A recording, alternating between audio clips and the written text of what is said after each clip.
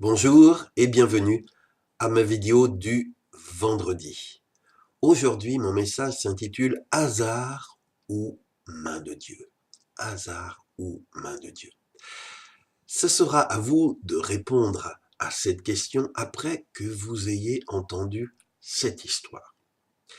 Il s'agit de l'histoire d'un fonctionnaire royal juif nommé Mardochée qui vécut à Suse en Perse dans les années 500 avant Jésus-Christ, sous le règne du roi Xerxès. Le premier ministre du roi Xerxès, un certain Aman, détestait au plus haut point ce fonctionnaire juif Mardochée et finit par décider d'aller le lendemain matin demander sa tête à Xerxès. Chose que le roi ne saurait lui refuser tant qu'il tenait Aman en haute estime. Le sort de Mardochée semblait donc scellé. C'est à coup sûr la pendaison qui l'attendait le lendemain matin, et d'ailleurs, la potence était déjà prête.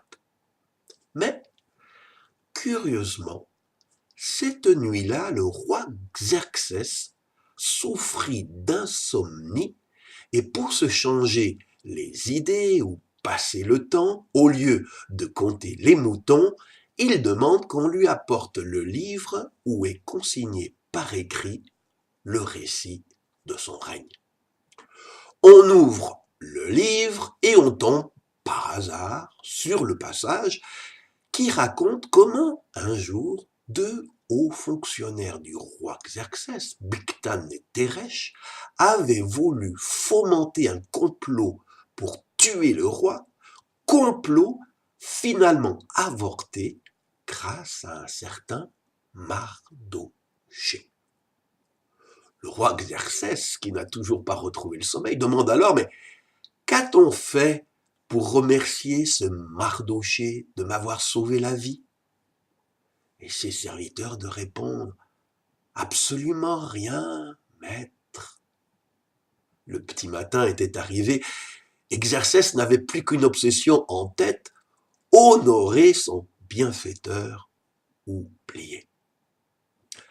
Aman, très matinal ce jour-là, se rendit sifflotant au palais royal pour réclamer la tête de sa victime, sans s'apercevoir, sans connaître ce qui s'était passé pendant la nuit.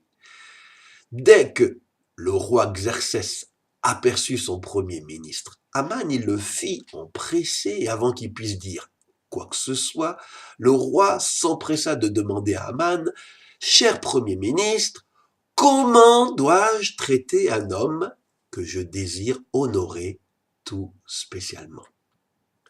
Aman se dit en lui-même « Mais qui d'autre que moi le roi veut-il honorer? Alors, je vais mettre le paquet. » Et il est écrit, si sa majesté le roi désire honorer quelqu'un, qu'il lui fasse mettre un vêtement royal, qu'il le fasse monter sur un cheval royal, la tête ornée d'une couronne royale, et charge l'un de tes principaux fonctionnaires de le conduire sur la place de la ville en proclamant devant lui « Voilà comment le roi traite un homme qu'il veut honorer. » Le roi Xerxès dit alors à Aman, « Eh bien, va vite prendre le vêtement et le cheval et agis envers Mardochée exactement comme tu me l'as proposé. C'est ce juif qui est en fonction à l'entrée du palais, ne néglige aucun détail. »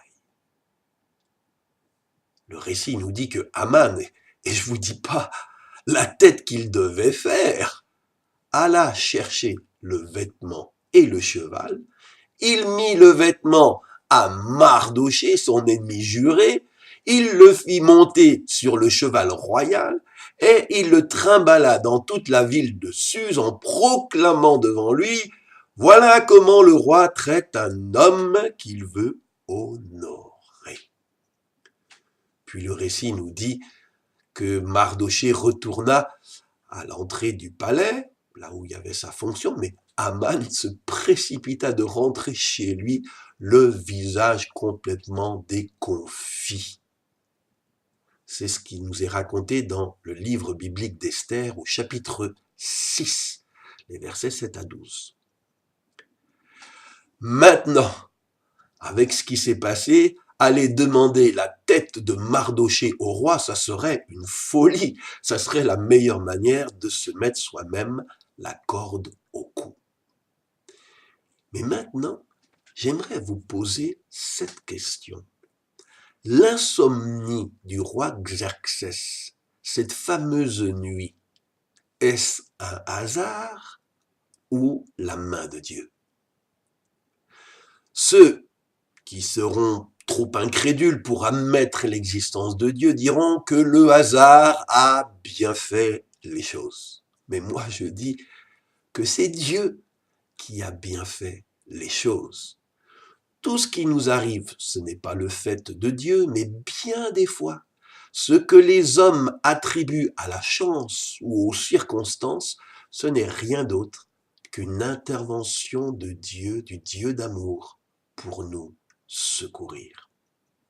Alors aujourd'hui, demande-lui de t'ouvrir les yeux pour voir dans ta vie toutes les fois où la main de Dieu est intervenue pour te mettre hors de danger. Et ne sois plus incrédule, mais crois. Dans ce livre biblique d'Esther, dont mon histoire était tirée, la main de Dieu, on la voit partout. Par exemple, le fait que la nièce de Mardochée, nièce qu'il avait adoptée après le décès de ses parents, accède à la couronne royale en devenant l'épouse du roi Xerxès, là encore, comme l'insomnie du roi, ce n'était pas un hasard ou un concours de circonstances. Nous lisons dans Esther chapitre 4, verset 14, cette fameuse phrase de Mardochée adressée à sa fille adoptive. « Si tu gardes le silence maintenant, le secours et la délivrance surgiront d'autre part pour les Juifs, tandis que ta famille et toi vous mourrez. Qui sait, peut-être est-ce pour une circonstance telle que celle-ci que tu es parvenu à la royauté. » Et oui, Mardochée l'avait compris. Si Esther avait accédé à la plus haute fonction en tant que femme reine du roi Xerxès, c'était pour sauver le peuple juif d'un holocauste qui avait été programmé et Dieu a empêché cet holocauste par cette circonstance qu'il a mise en place de faire accéder Esther à la place la plus proche du roi tout-puissant de Perse. Notre Dieu, il est tellement talentueux, tellement puissant, tellement ingénieux. Il déjoue les projets des peuples et il délivre les humbles qui se confient en lui. Oui, apprends à reconnaître la main de Dieu dans la vie des hommes et dans ta vie. Si ce message t'a béni, partage-le avec tes amis, afin qu'ils eux aussi soient bénis à leur tour. La parole de Dieu est une vraie nourriture pour le cœur des hommes qui l'écoutent avec un cœur ouvert. Et si tu n'es pas encore abonné à ma page Facebook ou à ma chaîne YouTube, abonne-toi à Jean-François Gott. Jean-François Gott, tu trouveras ma chaîne YouTube ou ma page Facebook à ce nom-là, Jean-François Gott. Et je voudrais te dire à vendredi prochain pour un nouveau message. Et je prie dans le nom de Jésus que la main de Dieu soit posée sur toi, que cette main qui a protégé la vie de Mardochée, qui a protégé le peuple juif de l'Holocauste, cette main soit posée sur toi et que tu saches reconnaître cette main et que tu puisses rendre grâce à Dieu et te confier en lui de tout ton cœur. Sois béni, à bientôt, à vendredi prochain.